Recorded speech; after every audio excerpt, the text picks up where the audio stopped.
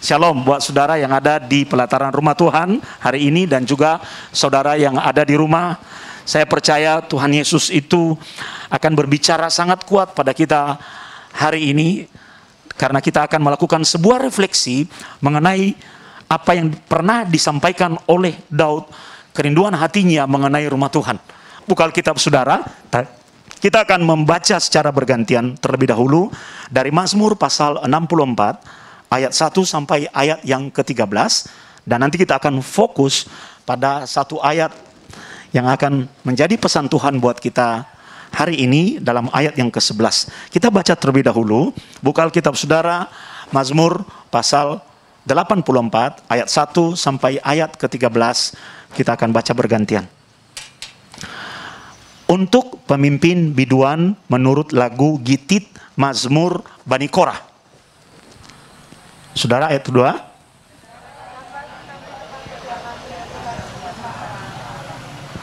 Jiwaku hancur karena merindukan pelataran-pelataran Tuhan. Hatiku dan dagingku bersorak-sorai kepada Allah yang hidup.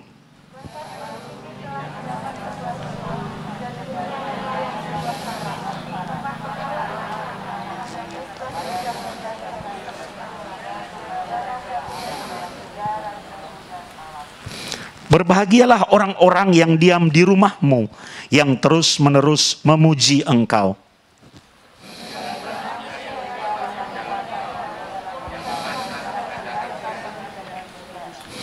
Apabila melintasi lembah Baka, mereka membuatnya menjadi tempat yang bermata air.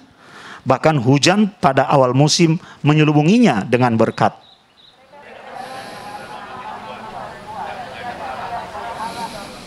Ya Tuhan Allah semesta alam, dengarkanlah doaku, pasanglah telinga ya Allah Yakub.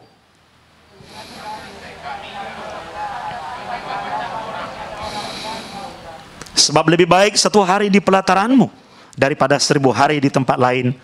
Lebih baik berdiri di ambang pintu rumah Allahku daripada diam di kemah-kemah orang fasik.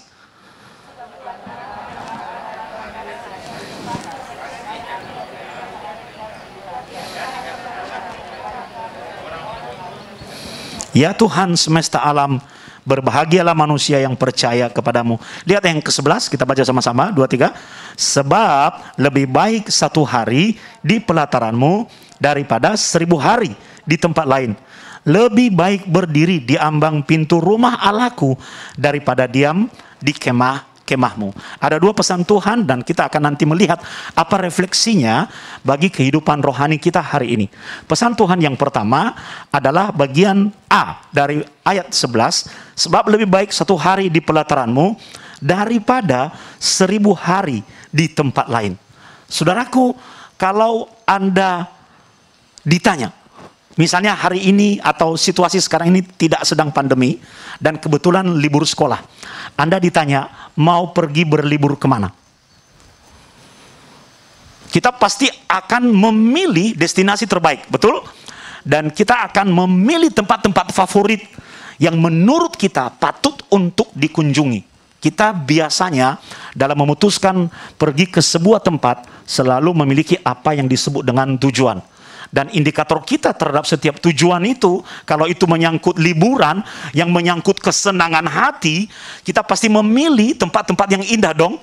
Kita pasti memilih tempat-tempat yang membuat hati kita bisa tenang, hati kita bisa damai. Kita memilih tempat-tempat yang terbaik, saudara. Abuna kalau pergi ke Holy Land, saya selalu pilih tempat-tempat di mana orang bisa mengalami perjumpaan dengan Tuhan. Orang lain pergi ke kanan, saya ke kiri. Saya pilih tempat terbaik. Itu adalah natur dari setiap tujuan yang kita rancang di dalam kehidupan kita. Tapi ketika pertanyaan yang sama ditujukan kepada penulis Mazmur 84, jawabannya sangat berbeda dengan apa yang mungkin kita pikirkan. Apa yang dia katakan? Penulis Mazmur 84 bilang, aku tidak mau pergi kemana-mana.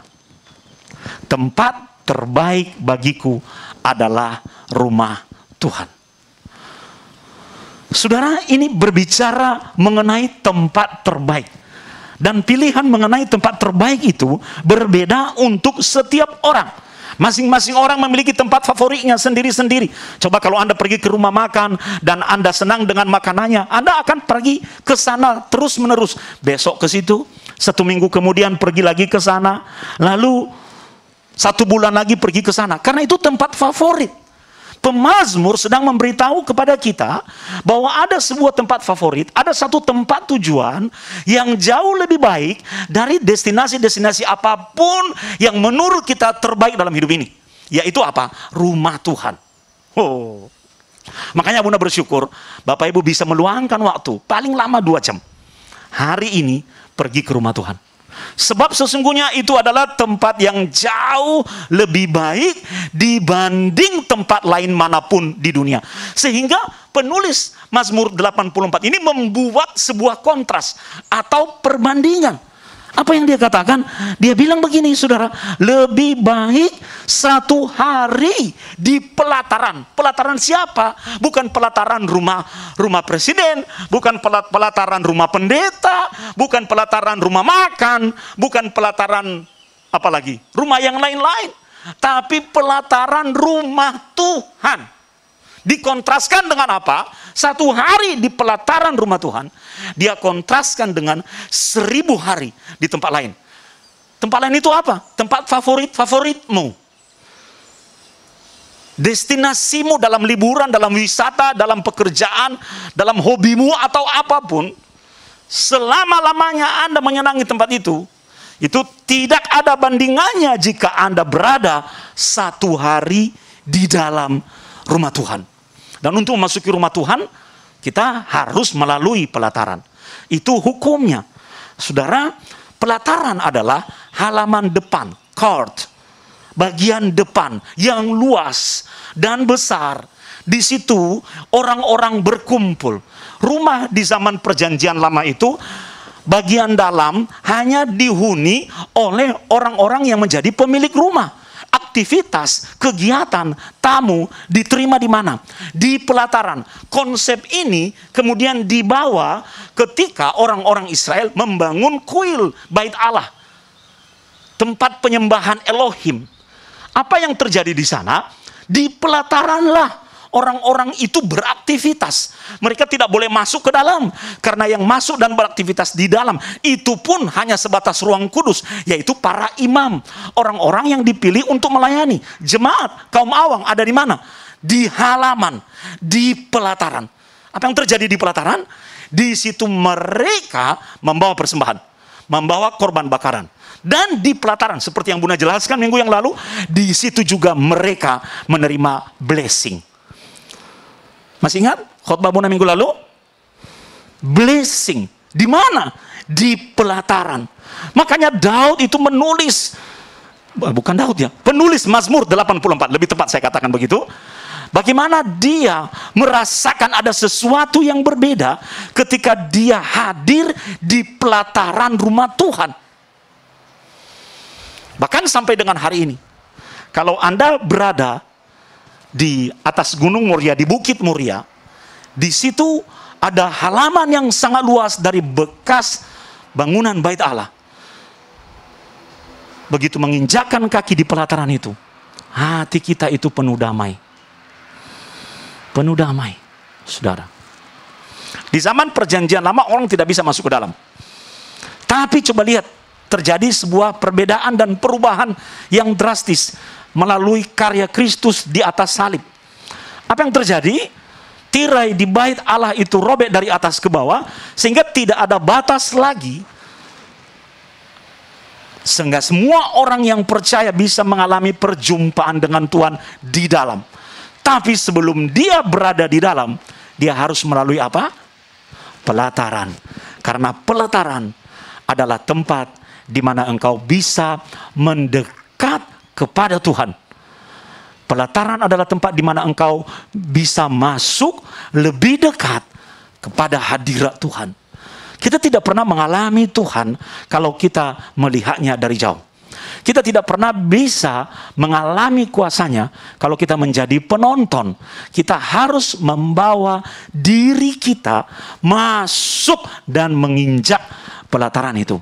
Itu sebabnya penulis Mazmur 84 berkata, sebab lebih baik satu hari di pelataranmu daripada di tempat 1000 hari di tempat lain. Apa yang membuat kita menyenangi satu hari di pelataran Tuhan? Karena hatimu udah terkoneksi dengan Tuhan. Hatimu udah berpaut. Coba waktu Anda lagi jatuh cinta, senang pada seorang gadis. Itu namanya ada yang disebut dengan momentum ketemu gitu loh saudara. Momentum bersentuhan mata. Jadi begitu dia lewat, dia lihat, Anda juga Anda begitu melihat dia lewat, Anda mengamatinya, tiba-tiba mata saling berpaut dan terjadi kontak yang hanya orang-orang itu sendiri yang merasakannya. Seperti itu loh.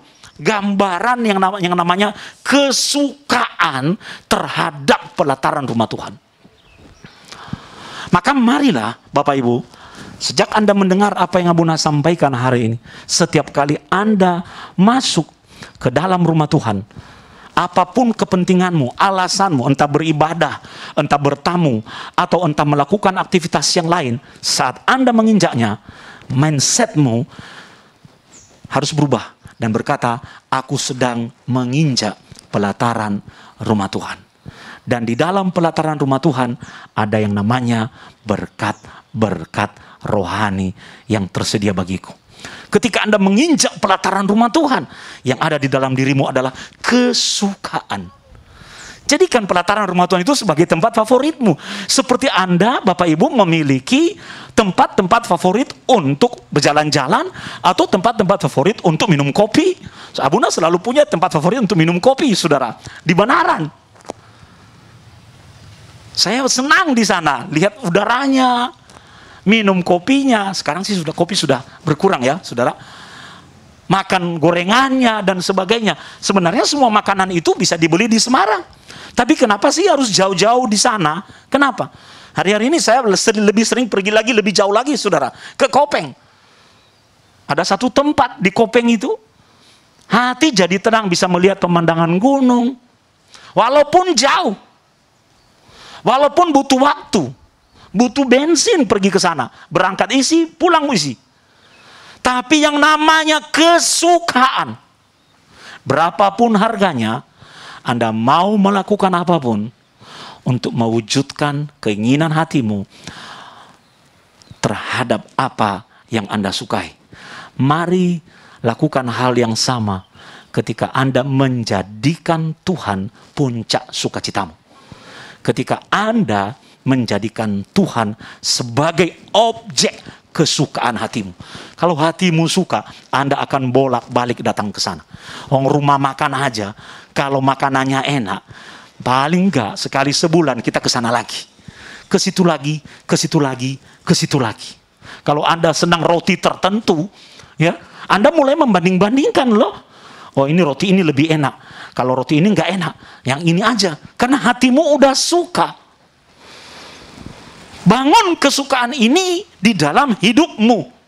Sehingga ketika Anda menjalani ibadah, caramu beribadah itu penuh dengan passion. Bukan lagi karena rutinitas. Bukan lagi karena ritual. Tapi ada sesuatu yang Anda dapat, lalu Anda bawa pulang, hidupmu berubah. Anda berani berkata, lebih baik 2 jam di halaman Golden Gate Community Church daripada 1 hari di tempat lain. Karena apa? Karena di situ ada sesuatu yang berbeda, yang menjadi jawaban dari kesukaan hatimu. Haleluya. Praise the Lord. Mari kita jadikan Tuhan sebagai puncak sukacita kita. Itu bagian pertama yang kita pelajari. Seperti yang saya katakan tadi, ada 2 bagian yang akan kita pelajari. Bagian yang kedua adalah poin B.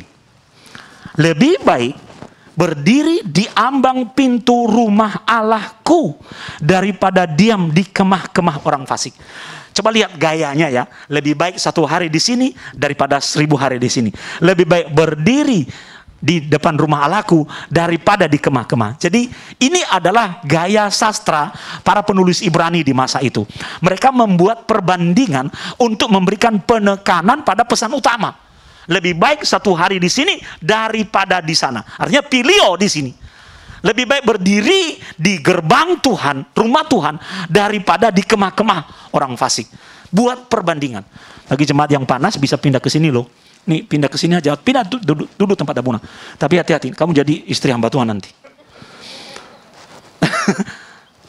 Ayo pindah aja. Pindah. Levi pindah di situ. Pindah. Geser kursinya. Samping Abuna itu loh. Ya, duduk situ. Noni mau pindah? Takut ya? Di samping Bu Hari itu loh, Tante Hari, samping Tante Hari itu di situ. Ya. Ya. Oke, sip. Ya, perhatikan saudara. Poin yang kedua, di situ penulis Mazmur ini berkata, lebih baik berdiri di ambang pintu rumah Allahku daripada diam di kemah-kemah. Saudara, naik levelnya. Bukan hanya sekedar kesukaan. Kalau Anda suka, Anda sekedar datang ke sana. Selesai. Tapi ada penekanan yang lebih dalam dari pemazmur ini. Dia berkata, setelah engkau berada di dalam rumah Allah, what next? Apa yang kamu lakukan? Berdiri di ambang pintu. Terjemahan aslinya dalam bahasa Ibrani artinya doorkeeper. Doorkeeper itu bahasa kerennya hari ini apa? Ushers. Pelayan. Orang yang berdiri di ambang pintu, orang yang menyambut tamu. Please welcome. Ayo, shalom. Dulu sebelum corona salaman. Shalom, apa kabar? Puji Tuhan, kok baru kelihatan. Saudara, orang tidak melihat betapa pentingnya sebenarnya pelayanan doorkeeper itu. Di sini tidak dikatakan lebih baik berdiri di ambang pintu rumah Allahku daripada berdiri. Nah, maksudnya begini. Di sini tidak dikatakan lebih baik berdiri di atas mimbar rumah Allahku daripada diam di kemah-kemah. Tidak. Pemazmur sengaja menekankan bahwa ada satu jenis pelayanan yang mungkin selama ini kita anggap remeh. Hanya mengangguk-angguk. Hanya berdiri di rumah Tuhan. Tapi di mata Tuhan, pelayanan yang seperti itu justru menjadi penting. Kenapa? Karena sifat pengabdiannya itu kelihatan. Saya ulangi. Mengapa pelayanan ini menjadi penting? Karena sifat pengabdiannya itu kelihatan. Kadang-kadang kan kita senang kalau pelayanannya yang keren-keren. Kadang-kadang kita mau kalau pelayanannya yang luar biasa. Yang kelihatan di depan orang. Yang elit. Efek pengabdian itu, saudara, sebenarnya muncul dari dalam hati karena sebuah dorongan yang tidak mau melihat apapun itu jenisnya, apapun levelnya, tidak mau melihat itu, tidak mau melihat itu.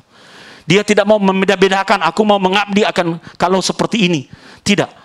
Yang jauh lebih penting bagi Tuhan, dimanapun engkau melayani, apapun yang menjadi panggilan pelayananmu, lakukan dengan penuh pengabdian. Haleluya. Itu yang sangat penting. Sekalipun jenis pelayanan itu menjadi pelayanan yang kecil-kecil. Mungkin hanya menyambut tamu. Mungkin hanya mengarahkan jemaat. Mungkin hanya tersenyum as a doorkeeper. Ingat ya, Anda tidak menjadi penjaga rumah yang lain. Tapi penjaga rumah Tuhan. Orang yang berada di baris paling depan. Ini adalah sebuah sukacita.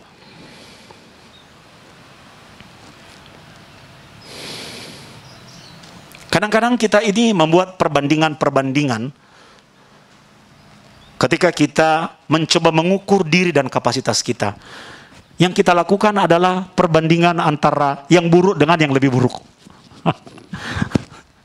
Ya toh? Mari kita ubah. Mari kita buat perbandingan yang benar-benar kontras. Lebih baik berdiri sebagai pelayan kecil-kecilan yang sederhana, tapi di rumah Tuhan daripada dia diam di kemah-kemah orang fasik. Orang fasik, orang jahat. Menyaksikan kejahatan dan menjadi bagian dari kejahatan. Poin yang kedua ini juga berbicara mengenai perbandingan.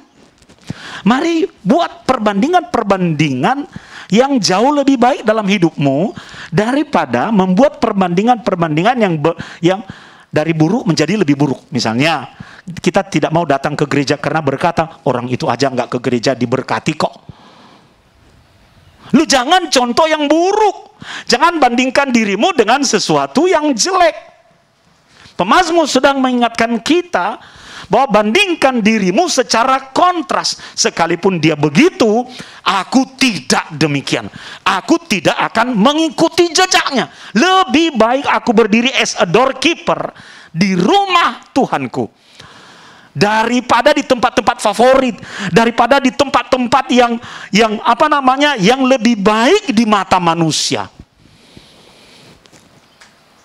Daripada tempat-tempat yang seperti itu. Mungkin hanya pelayanan kecil-kecilan. Dan kalau kita melayani di tempat lain jauh lebih dianggap. Artinya bukan rumah Tuhan, saudara. Tapi di mata Tuhan, melayaninya adalah sebuah kehormatan di dalam level apapun. Abu Naya senang ya, di gereja kita ini ada jemaat-jemaat yang di luar gedung gereja memiliki pengaruh, di luar gedung gereja memiliki jabatan, memiliki posisi, tapi di situ sisi menjadi as a doorkeeper, melayani pada level yang bahkan paling kecil. Saudara, Tuhan mencatat yang demikian. Haleluya. Kalau kita memberikan pelayanan yang terbaik untuk tempat-tempat yang lain di lingkungan pekerjaan kita, mari kita memberikan yang lebih baik dalam level apapun di rumah Tuhan. Saudara, lebih baik kita berada dan menjadi orang biasa di rumah Tuhan daripada menjadi orang yang luar biasa di luar rumah Tuhan. Itu loh yang dimaksud penulis Mazmur 84 ini ketika berkata, lebih baik berdiri di ambang pintu rumah Allahku daripada diam di kemah-kemah orang fasik. Karena kadang-kadang manusia itu secara natur mengejar tempat-tempat kehormatan. Suatu kali Abuna diundang ke sebuah gereja di Surabaya. Dan itu gereja yang besar sekali. Dan kebetulan waktu itu almarhum mertua saya mendampingin saya pelayanan. Saya masih muda ya, dan beliau sudah senior. Sehingga ketika masuk ke gereja, yang disambut itu adalah mertua saya. Mari Pak, yuk saya batin, sing pembicara itu saya. Ya toh? Lalu dia disambut, karena kami sama-sama pakai jas. Mari Pak, silakan duduk. Mari Pak, masih silakan. Ya, mertua saya santai aja juga ikut itu. Lalu ketika duduk, seharusnya saya duduk di kursi itu, tapi dia yang dipersilakan duduk. Saya disuruh duduk di belakangnya, asisten. Oh ya udah, saya ikut aja. Mari Pak. Ya, mertua saya yang mau aja gitu loh, saudara. Saya duduk di belakang. Lalu ketika mulai worship leader maju, mempersilakan pembicara maju. Orang melihat-lihat dia cuek aja. Lalu worship leader berkata, kami persilakan hamba Tuhan untuk menyampaikan kebenaran firman Tuhan. Saya berdiri dari kursi saya dan maju ke depan, saudara. Betapa kagetnya mereka. Saudara, apakah itu membuat saya tersinggung?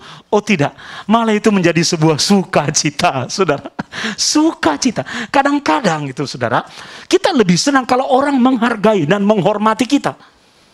Tapi di mata Tuhan, kehormatan yang kita dapat di dunia tidak ada apa-apanya jika Tuhan yang melakukannya. Amin.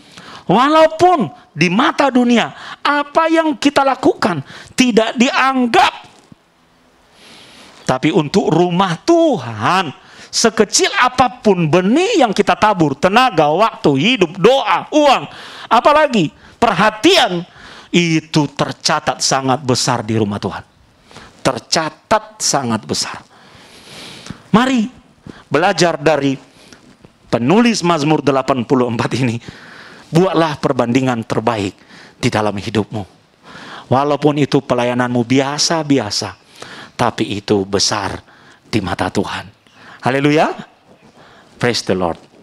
Bagian yang terakhir yang ingin Abuna sampaikan adalah refleksinya. Ada 4 poin yang perlu kita refleksikan sebagai orang Kristen menyangkut perikop atau ayat yang barusan kita baca. Bagian yang pertama, saudara, di mana tempat yang paling kita inginkan? Apapun tempat yang paling kita inginkan di dunia ini akan menentukan siapa yang kita layani dan bentuk pelayanan kita. Akan menentukan. Makanya hati-hati di dalam memilih tempat yang Anda sukai. Hati-hati memilih tempat yang Anda kunjungi. Lebih tepatnya sebenarnya memilih tempat yang Anda paling inginkan. Karena kesukaanmu atas tempat itu akan menentukan responmu.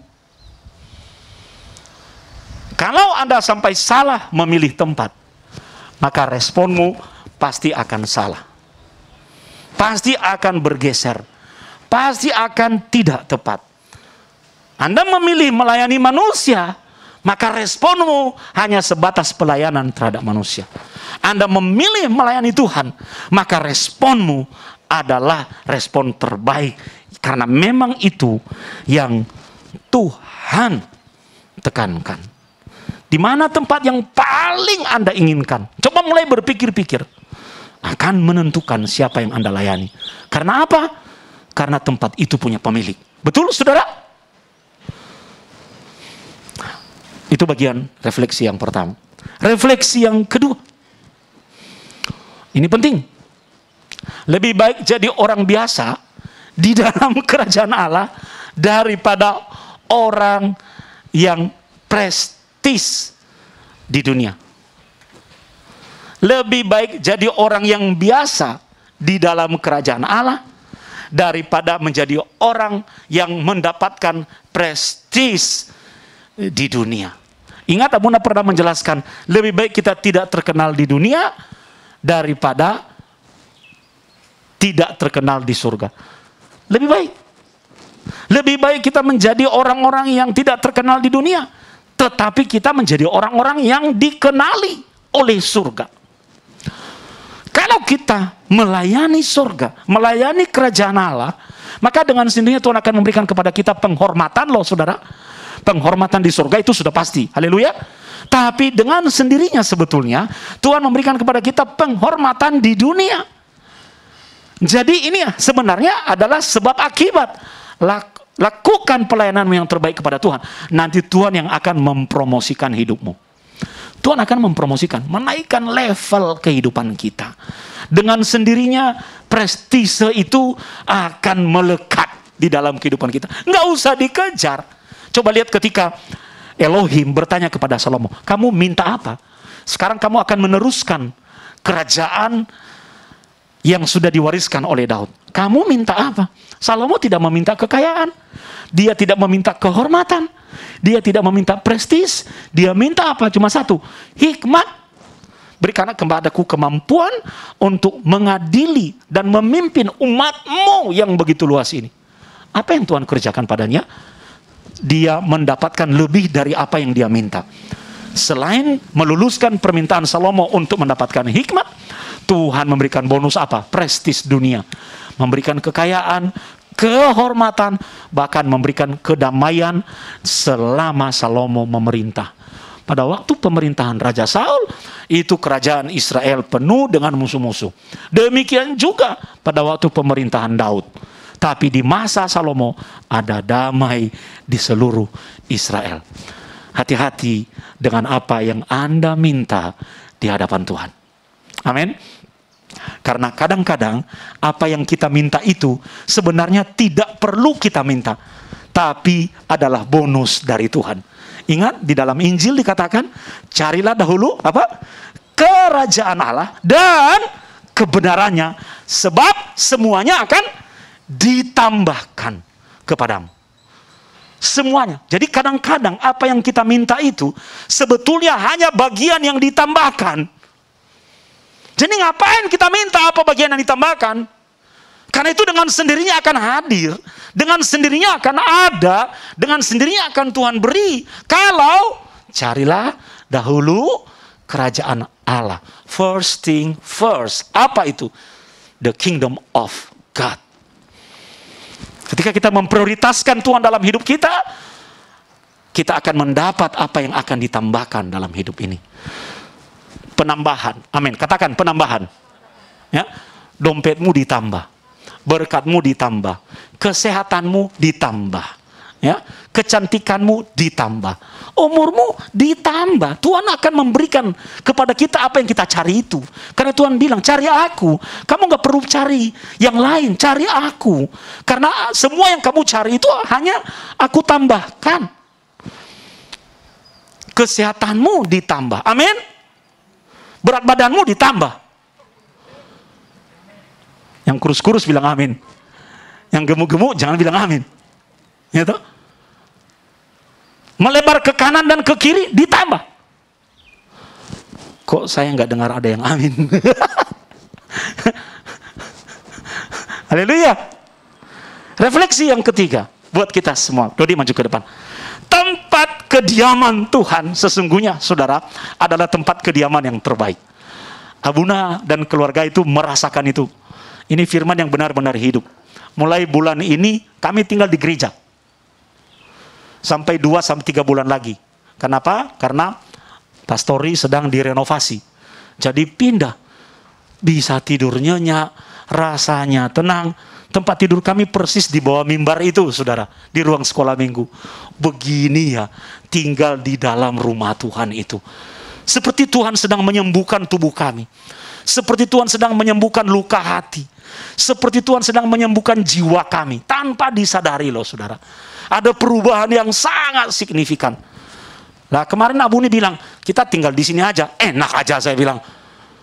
Oh, balik sana. Nanti 2 bulan paling cepat kita pindah lagi ke sana. Tapi kami bisa merasakan, saudara, tempat terbaik. Makanya kalau kita lagi mumet pikiranmu, lagi penuh dengan banyak hal di sini, toliongto, tempat terbaik itu adalah hadirat Tuhan. Haleluya. Dulu sebelum COVID itu, sering ada jemaat lo datang, Abuna aku izin ya, pergi ke gereja. Ya, masuklah. Saya cek di atas ngapain? Berdoa. Ya. Sekarang, Abuna aku izin ke gereja. Jangan, di rumah aja. Ya toh. Segitunya. Tempat terbaik itu Tuhan. Anda bisa pergi ketika Anda bergumul, bermasalah. Anda bisa pergi ke tempat-tempat yang lain. Sesaat Anda lupa dengan semua masalah dan pergumulanmu. Tapi ketika itu selesai, yang hadir masalah lagi. Masalah lagi.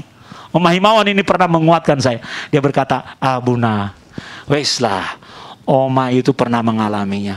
Tempat terbaik itu hanya Tuhan. Apa iya?